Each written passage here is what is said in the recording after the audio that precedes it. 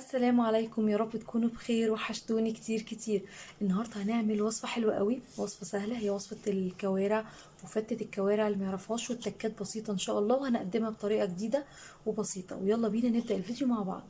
هنبدا بقى دلوقتي نجهز الصلصه بتاعتنا. اول حاجه نحط الوك على النار، نضيف فيها قطعه من الزبده،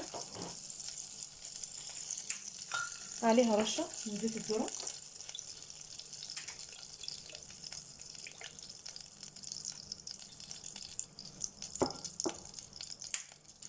هنزل بحوالي 4 فصوص توم كده محترمين. خلاص، هنا بعد اللون بتاعي ما يكون دهبي بالشكل ده، هنزل بقى معلقتين كبار من الخل، هخليهم يغلوا شويه مع بعض.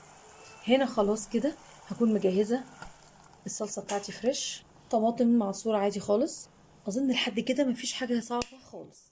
مش قادره اقول لكم الريحه عامله ازاي، والخل كمان زاد سنه مني، بس برضو بيديها تست رهيب، يعني هي حبيبه الخل.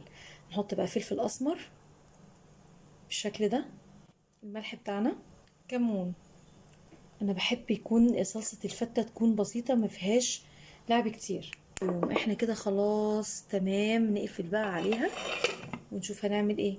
هبدأ بقى اعمل الرز. هنزل بقطعة من الزبدة، رشة من زيت الذرة،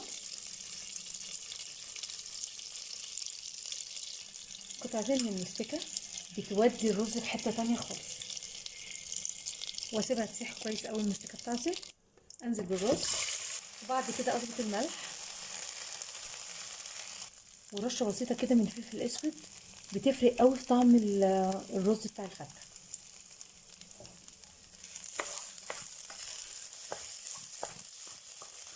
ريحه الرز تجنن، المستكه مع الفلفل الاسمر مع الزبده حاجه فظيعه. هنا بعد ما خلاص شوحته كويس جدا، والحركه دي بتفرق جدا جدا في الرز، هنزل بقى بالميه المقدار المناسب للرز، واوطي عليه واسيبه بقى لحد ما يستوي. هنا بقى بيكون عندي حل من الاتنين، يا اما اجيب العيش بتاعي يكون متحمص اوريدي كده كده، يا اما يكون العيش بتاعي ممكن يكون متحمص وازود عليه قطعة زبدة واسيبه على النار يتشوح شوية من فوق، مفيش اي مشكلة. يا اما يكون طري واعمل نفس العملية، لكن انا بكتفي جدا ان هو يكون محمص لو انتوا سامعين الصوت. ومش بحب اشوحه بالزبدة، يعني كفاية، مش عايزة دسامة اكتر. كفاية كده الكوارع مش لازم كمان نزود الموضوع. ببدأ بقى ان انا اقصه. دي طريقة سهلة اوي لتقطيع العيش برضو اللي مش بيعرفها.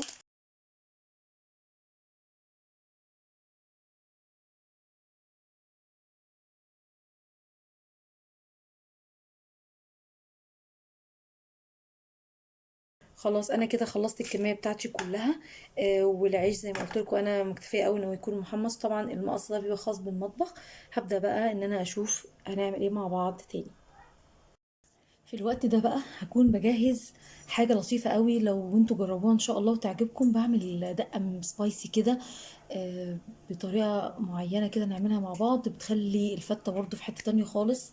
يلا بينا نشوف هنتعمل ازاي. البطل بتاعي فيها بيكون الفلفل الحامي ده، بيكون احمر او يكون اخضر، او يكون اخضر واحمر، مفيش مشكله، بنزل بيه. وعندي فصين صغيرين من الثوم، يعني انا مش بزود كتير ثوم، بالشكل ده. بصوا، هي الاكله بتاعتي النهارده البطل فيها برضو الثوم، يعني ما نقدرش نتكلم في كل اكله تحسوا كده، وكل وصفه من دول هو داخل، مش عارفه امنعه بصراحه.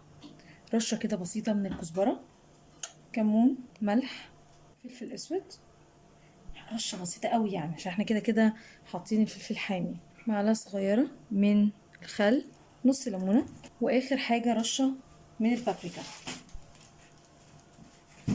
وانزل بقى من الميه المغليه، وبجد لو جربتيها عمرك ما هتنسيها، بجد صوص فظيع، فعلا بينقل الفتة في حتة تانية خالص. تعالوا بقى نشوف الصلصة عملت ايه. ما شاء الله، اظن شكلها واضح اصلا عاملة ازاي.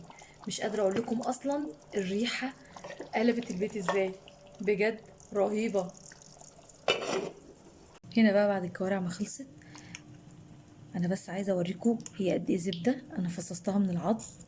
بصوا عاملة ازاي، زبدة زبدة بجد يا جماعة، زبدة. بصوا شكلها عامل ازاي، فظيعة فظيعة.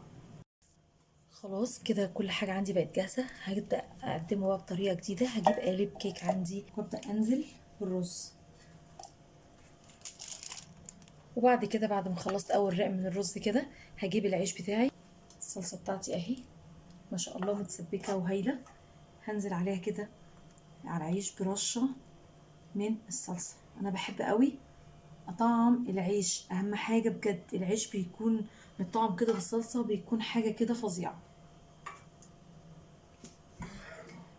وانزل عليها بقى جزء من الشوربة كمان بالشكل ده في نفس الصينية. انا مش بضيف شوربة كتير عشان عايزاه يفضل محتفظ بالقرمشة اللي في العيش.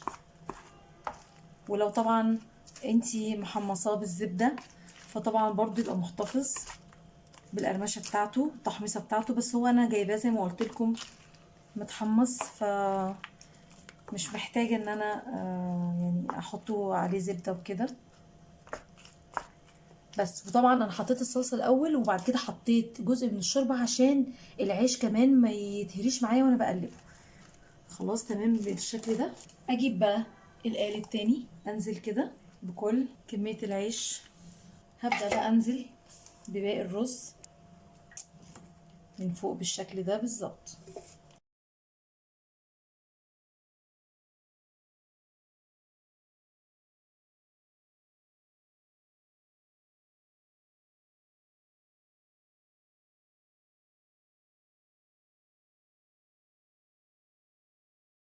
كده خلاص انا خلصت الشكل بتاعي خالص اهو.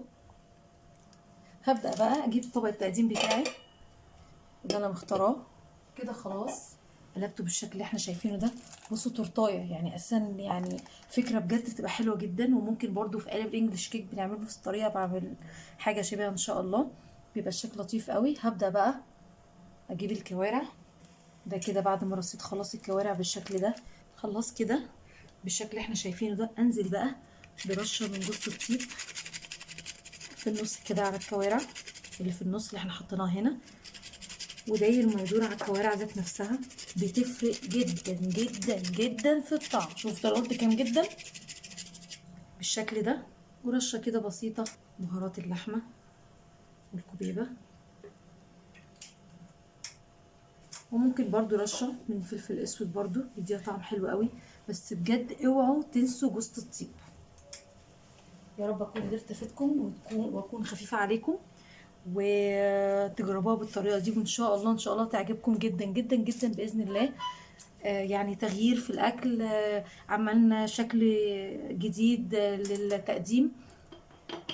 عندك ضيوف او حاجه تكوني دايما انتي احسن وتبتكري دايما في مطبخك. الموضوع ما خدش مننا اي حاجه زي ما انتم شايفين مع بعض. يا رب اكون قدرت افيدكم. وطبعا زي ما انتم شايفين بصوا الكوارع عامله ازاي. الكوارع والله يا جماعه زبده زبده، ومع الصوص اللي احنا حطيناه ده. وطبعا العيش اساسا جوه متشبع بالصلصه فمش محتاج، مش محتاج خالص. لو اول مره تشوفوني اوعوا تنسوا تدعموني. بسيبكم في رعايه الله. باي باي.